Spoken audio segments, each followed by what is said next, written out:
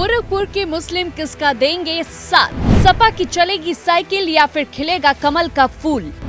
क्या रवि किशन के हाथ होगी फिर से गोरखपुर की कमान? दुनिया में गोरखपुर की पहचान नाथ संप्रदाय के महत्वपूर्ण पीठ गोरक्षनाथ मंदिर के तौर पर है। गोरखपुर गीता प्रेस के लिए मशहूर है, जहां धार्मिक पुस्तकें छपती हैं। सुन्नी समुदाय का देश का इकलौता इमामबाड़ा भी इसी धरती पर है। यहीं के चौरी चौरा कांड ने भारत की आजादी को अलग दिशा दी, तो जमीन पर पंडित राम प्रसाद बिस्मिल जैसे आजादी के दीवाने हंसते हंसते फांसी के फंदे पर झूल गए।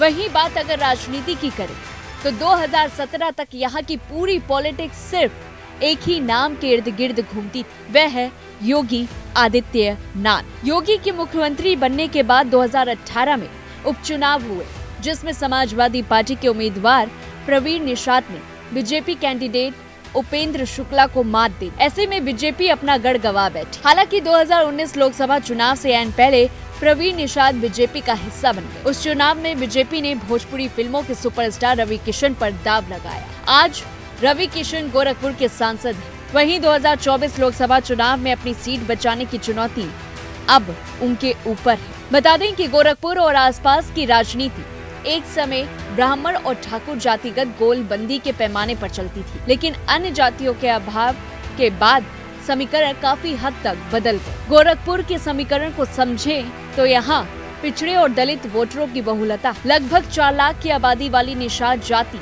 यहाँ राजनीति का हॉट केक हो गई है। देखा जाए तो गोरखपुर ग्रामीण में सबसे ज्यादा निषाद मतदाता है। यादव और दलित मतदाता 2-2 लाख। गोरखपुर में मुस्लिम मतदाता 1.5 लाख से अधिक है, तो वहीं ब्रह्मा मतदाता 1.5 लाख, राजपूत 1,30,000 की संख्या में। यहाँ पर भूमिहार और वैश्य मतदाताओं की अगर बात करें तो उनकी संख्या लगभग 1 लाख के करीब।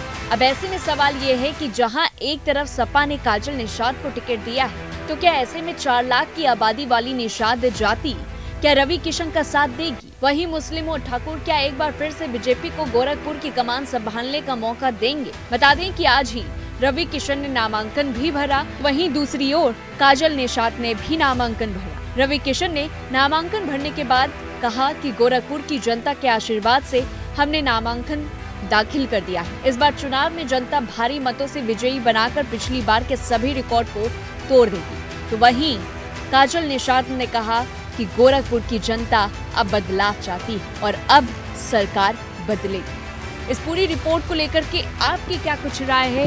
किसका साथ गोरखपुर की जनता देगी? हमें कमेंट बॉक्स में जरूर बताएं। और ऐसी तमाम बड़ी खबरों से जुड़े रहने के लिए देखते रहिए News1 इंडिया।